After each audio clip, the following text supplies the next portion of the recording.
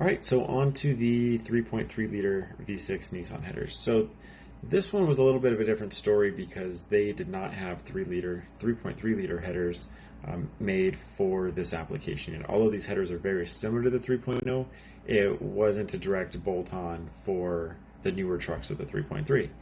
So after talking to Doug Thorley a little bit here and there, I convinced them that there was enough demand and we would take a closer look at it, and then we put together an approximate time frame of how long it was going to take to build these things. Now, this project was kind of a pain in the butt because things just didn't go time-wise as planned. Overall, the project went really smooth. It just took longer than expected.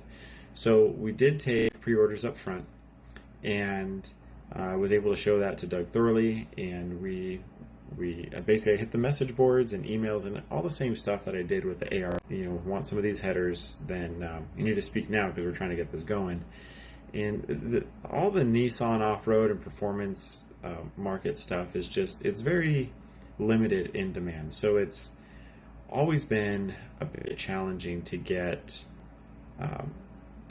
everybody's voices together and heard at the right time so we can build product and bring it to market. It's been very challenging over the years. But we were able to do that with Doug Thorley, and then we needed a truck to build the prototype set of headers off of. So luckily, a friend of a friend, his name's Brian, has a Gen 1 Xterra, and we took it down to Doug Thorley, let them have it for a couple of weeks. They built the first set of headers, their sample set. We tested those. Everything looked good, and then we moved on to production. And it, meanwhile, I had these pre-orders from quite a few people.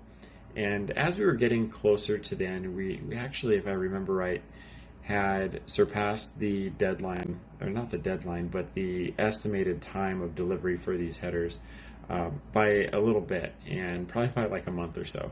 So as you can imagine, people weren't exactly happy about that. Patience was starting to run a bit thin, but everything came through. We got the headers shipped, and everything worked out just fine. Made a lot of people really happy. I would have preferred that things didn't take quite so much time, or at least we had known ahead of time that it was going to take a little bit longer than anticipated, but I was just trying to be as transparent as possible, and sometimes projects like these are a little bit of a moving target, and it's just the way it goes. Unfortunately, everything doesn't always go exactly as planned. But the good news is I was able to deliver everybody their headers, and it worked out really well. Now, some of you guys might be wondering why these headers aren't CARB certified. So they're not 50 state legal, for driving on the street. They're off-road use only.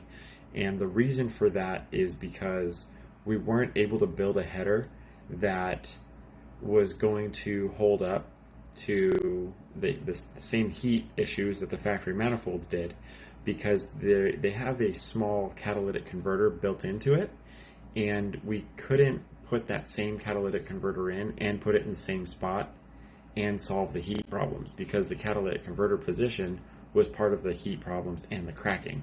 So we decided to get rid of the catalytic converters, be a longer lasting product, and a product with more integrity than it would have otherwise been had we tried to make a street legal header. So wanted to build a better product rather than a street legal product. Now I know that's not helpful for the guys that drive their trucks on the street, but for the guys that are off-roading and no longer need to smog their trucks, then the headers work great, and they're a lot better than having busted, cracked manifolds and just chasing that problem over and over again. Because even if you put a brand new factory set of manifolds on there, it's only a matter of time before they crack again. You're just chasing this problem over and over again. So for those of you guys that drive on the street, I know that's still a problem, but it was the best we were able to do, and so there we have it. So that's the story on the 3.3 liter headers.